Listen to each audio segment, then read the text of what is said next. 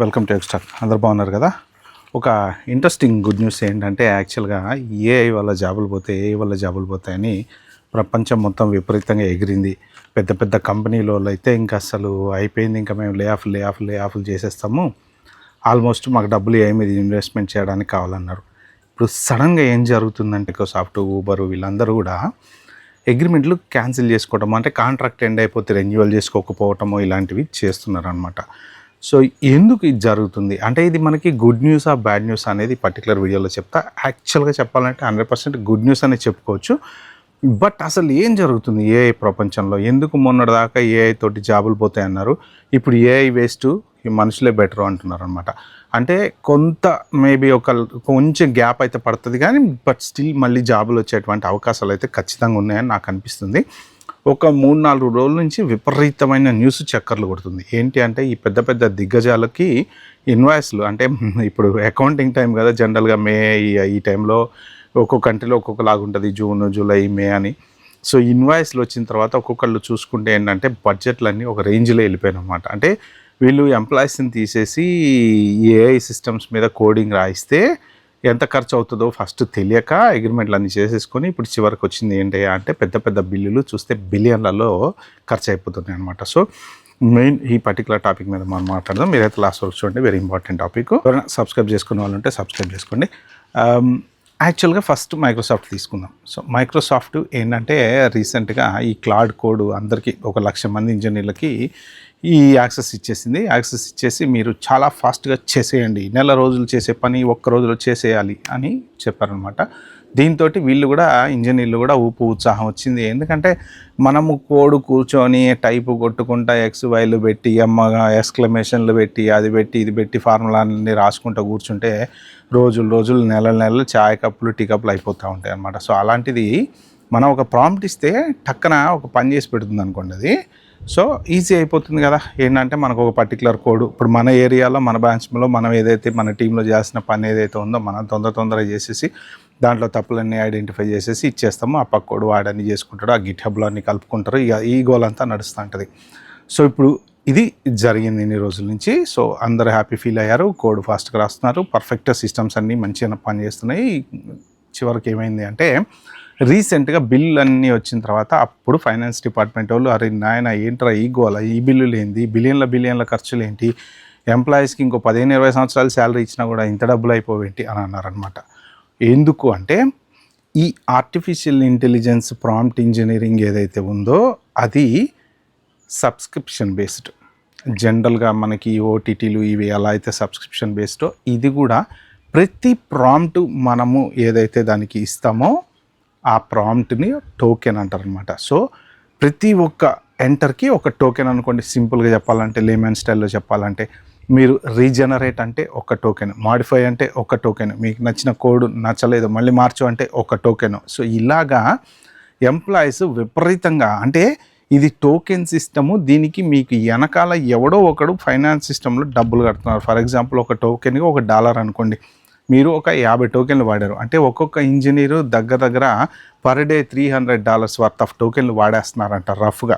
అంటే ఆలోచించండి మీరు ఎంతమంది ఇంజనీర్లు, ఎంతమంది ఈ $300 worth of dollars into count చేసుకుంటే ఎన్ని బిలియన్లు ఖర్చు అవుతాయి. సో ఆ ఇన్వాయిస్లు చూసిన తర్వాత భయం వేసింది వీళ్ళకి. ఏంటంటే దీనికంటే ఎంప్లాయీస్కి జీతం ఇచ్చి పెట్టుకుంటేనే 2 రోజులు లేట్ అయినా పర్లేదు కానీ మనకి డబ్బులు మిగులుతాయని అర్థమయ్యి మైక్రోసాఫ్ట్ వాళ్ళు జూన్ నుంచి ఈ కాంట్రాక్ట్ ఏదైతే ఉందో దాన్ని ఎండ్ చేశారనమాట. సో ఇది ఒక పెద్ద గుడ్ న్యూస్ అని చెప్పుకోవచ్చు. ఎందుకు అంటే డౌన్ ద లైన్ జాబులు పెరిగే ఛాన్స్ ఉందన్నమాట మైక్రోసాఫ్ట్లో. నెక్స్ట్ ఊబర్ సిటిఓ కూడా యాక్చువల్గా ఫైనాన్షియల్ ఇయర్ 2026కి ఇంత బడ్జెట్ అని పెట్టుకుంటారు కదా జనరల్గా.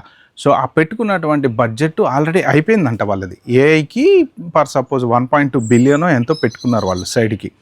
సో ఇది ఇయర్ అంతా వాడాలన్నమాట. అంటే జనరల్గా నెక్స్ట్ ఫైనాన్షియల్ ఇయర్ వరకు, అంటే ఒక్కొక్కసారి మార్చి వరకు అంటారు కొంతమంది, ఇక రకరకాల ఫైనాన్షియల్ ఇయర్ ఎండింగ్లోనే ఉంటాయి కాబట్టి దాని ప్రకారం వాళ్ళు పెట్టుకున్నటువంటి $1.2 బిలియన్ సింపుల్గా ఊరకనే అట్లా ఖర్చు అయిపోయిందట.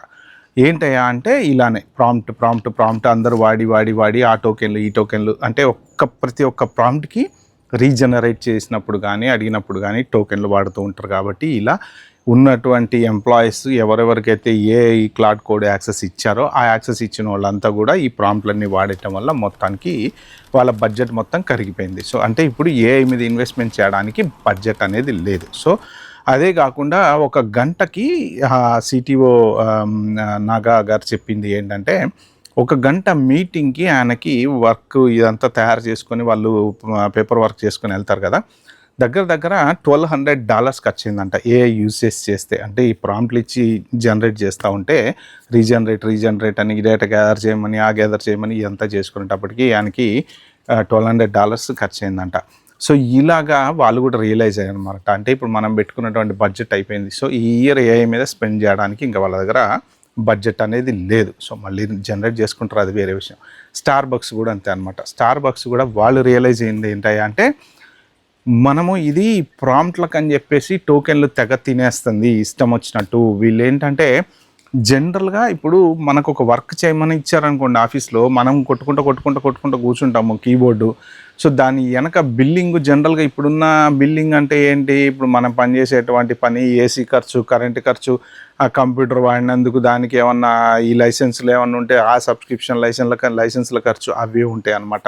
మైక్రోసాఫ్ట్ లైసెన్స్ అని ఇంకోటని అవే ఉంటాయి. సో ఇప్పుడు వచ్చేసి ఏంటంటే ఈ ఎక్స్ట్రా ఏఐకి ఈ ప్రాంప్ట్ ఇంజనీరింగ్ చేస్తున్నాం కాబట్టి వీటి వల్ల వాళ్ళకి ఖర్చు పెరిగింది. సో స్టార్ బక్స్ వాళ్ళు కూడా సేమ్ అదే, అయ్యి బాబోయ్ ఇక వద్దురా బాబు, హ్యూమన్ టచ్చే బెటరు అని చెప్పేసి వాళ్ళు కూడా రియలైజ్ అయ్యారనమాట రీసెంట్గా. ఇలాగా పిజ్జా హట్ కంపెనీ కూడా వాళ్ళ డేటా ఎగిరిపోవడమో సంథింగ్ ఏదో జరిగింది మొత్తానికి. సో వాళ్ళు కూడా ఏంటంటే ఏఐ వల్ల కొంత మిలియన్ల లాస్ ఒక కంపెనీకి అయితే వచ్చిందనమాట వీళ్ళు చేయడం వల్ల. సో ఇలాగా కంపెనీస్ ఏఐ వాడుకోవటం వల్ల నష్టాల్లో ఉన్నారు తప్ప లాభాల్లో అయితే లేరు. సో కాబట్టి ఏంటంటే ఈ ఏఐకి టోకెన్ సిస్టమ్కి మనం ఇన్ని బిలియన్ డాలర్లు ఖర్చు పెట్టిన దానికన్నా మనం మనుషుల్ని పెట్టుకుంటేనే, ఎంప్లాయీస్ని పెట్టుకుంటేనే బెటరు అనేటువంటి ఫీలింగ్కి వీళ్ళు వచ్చారనమాట. ఆన్ టాప్ ఆఫ్ దట్ ఈ గోల్డ్మెన్ సాక్స్ వాళ్ళు కూడా కొన్ని రిపోర్ట్స్ అనేవి ఇచ్చారనమాట. వాళ్ళు ఇచ్చినటువంటి రిపోర్ట్స్లో వాళ్ళు ఏం చెప్పారంటే, ఫ్యూచర్లో ఈ బై 2030కి ఏమవుతుంది అంటే, ఈ ఆర్టిఫిషియల్ ఇంటెలిజెన్స్ టోకెన్ సిస్టమ్ మనం ఏదైతే వాడుకుంటున్నామో దానివల్ల నష్టమే కానీ లాభం లేదు. ఎందుకు అంటే, ఇప్పుడు ప్రజెంట్ ఫర్ ఎగ్జాంపుల్ ఒక టోకెన్ $1 ఉందనుకుందాం అనుకోండి. పోను ఏమవుతుందంటే, నెంబర్ ఆఫ్ యూజర్స్ పెరిగే కొద్దీ సబ్స్క్రిప్షన్ రేట్ అనేది తగ్గుతూ పోతుంది. సబ్స్క్రిప్షన్ అప్పుడు $1 నుంచి రేపు పొద్దున 10 సెంట్స్కో ఎంతకో రావచ్చు. ఫర్ ఎగ్జాంపుల్ 10 సెంట్స్కి వచ్చింది కదా, అమ్మాయి ఇంకేంటి తగ్గింది కదా అంటే యూసేజ్ పెరుగుతుంది. సో ఇప్పుడు ఎంత యూసేజ్ ఉంది, ఇప్పుడు ఎటు వచ్చినా అందరూ 99.99% మీరు ఆటోమేషన్ మీద పనిచేయట్లేదు కదా, ఈ క్లౌడ్ మీదో లేకపోతే ఏఐ మీదో. ఎంతో కొంత ఇంకా మాన్యువల్ వర్క్ కోడ్ రాసేటువంటి డెవలపర్లు అయితే ఉన్నారు కదా. సో ఇప్పుడు బై 2030కి ఏంటి, ప్రతి కంపెనీ కూడా అడాప్ట్ చేసుకుందాం, మనం ఎందుకు కూర్చొని రాయటము, మనకి ఫాస్ట్గా అయిపోతుంది, నెల రోజుల పని మనకు 2 రోజుల్లో అయిపోతుంది. చాలామంది చెప్తున్నారు, పెద్ద హైలీ ఇంటెలెక్చువల్స్, ప్రాజెక్ట్ మేనేజర్స్, వీళ్ళు కూడా ఇదో ప్రెజెంటేషన్లు తయారు చేసే వాళ్ళు కూడా 2.5-3 నెలలు పట్టేటువంటి వర్క్. మొన్న రీసెంట్ కూడా నేను ఒకతనితో మాట్లాడితే చెప్పాడు, నాకు చాలా ఈజీ అయిపోయిందండి పని. ఇప్పుడు నేను ఇదివరకు ఆల్మోస్ట్ 2 months పట్టేది నాకు ఈ అకౌంటింగ్ సైడ్ వర్క్ అంతా చేయడానికి. నాకు ఇప్పుడు అంటే పెద్ద కంపెనీలో పెద్ద పొజిషన్ అవుతుంది. సో ఆల్మోస్ట్ ఒక 2 to 3 daysలో నాకు అయిపోతుంది. చాలా ఈజీగా వాళ్ళు ఏ రిపోర్ట్ అడిగితే ఆ రిపోర్ట్ ఫాట్ పని ఇచ్చేస్తాను నేను, చాలా ప్రశాంతంగా ఉంది నాకు అని చెప్పి అంటున్నాడు అనమాట. బట్ ఈ డెవలపర్స్ ఎవరెవరైతే ప్రాంప్ట్ ఇంజనీరింగ్ వాడుతున్నారో వీళ్ళు ఎక్కువ టోకెన్లు వాడటం వల్ల ఈ రేటు తగ్గినా కానీ ఏమవుతుందంటే యూసేజ్ పెరగటం వల్ల ఏమవుతుంది, ఈ బిలియన్ల ఖర్చు అనేది పెరుగుతుంది. మనమేమో తగ్గుతుంది యూసేజ్ వల్ల అనుకుంటున్నాం, కానీ ఖర్చు పెరుగుతుంది. కాబట్టి మోస్ట్ ప్రాబ్లీ బై 2030కి ఒక డిజాస్టర్ అయితే అవుతుంది అన్నట్టు వాళ్ళ కొన్ని రిపోర్ట్స్లో వాళ్ళు చెప్పారనమాట. But what ever it is ఏంటంటే, ఈ టోకెన్ సిస్టమ్ అనేది, సబ్స్క్రిప్షన్ అనేది తగ్గుతా పోయినా కానీ ఫ్యూచర్లో యూసేజ్ మాత్రం ఖచ్చితంగా పెరుగుతుంది. ఎందుకంటే ప్రతి కంపెనీ కూడా దీన్ని అడాప్ట్ చేసుకుంటున్నాయి. మరి అలాంటప్పుడు ఇప్పుడు మరిగా కంపెనీలు అన్నీ రియలైజ్ అయ్యామయ్యా, ఈ ఎంప్లాయీస్ని తీసేయడం ఎందుకు, లే ఆఫ్ చేయకుండా ఎంప్లాయీస్ని పెట్టుకుందాం అని అనుకుంటున్నారా అంటే, ఇక్కడ మెయిన్ ప్రాబ్లం అనేది క్రియేట్ అవుతుంది. ఎందుకు అంటే ఏఐ మీద ఇన్వెస్ట్ చేయకపోతే బతకలేరు. సో ఇప్పుడు వీళ్ళంతా ఎలా అయిపోయారంటే, ఒక ఎడారిలోకి వెళ్ళినప్పుడు ఒక మనిషికి గుక్కె నీళ్లు దొరకలేదనుకోండి, వాడు ఏదైనా చేస్తాడు ఆ నీళ్ళ కోసము. ఒంటెలు ఉంటాయి కదా, దాంట్లో ఇక్కడ నీళ్లు ఉంటాయట, కొంతమంది ఏంటంటే ఆ ఒంటిని చంపేసేసి దాంట్లో ఉన్న నీళ్లు కూడా అది దాచుకున్నటువంటి నీళ్ళని కూడా తాగుతారు అని చెప్పి అంటారు అనమాట. ఆ టైపులో వీళ్ళు ఏంటంటే ఎడారిలో ఊబిలో ఉండిపోయారు.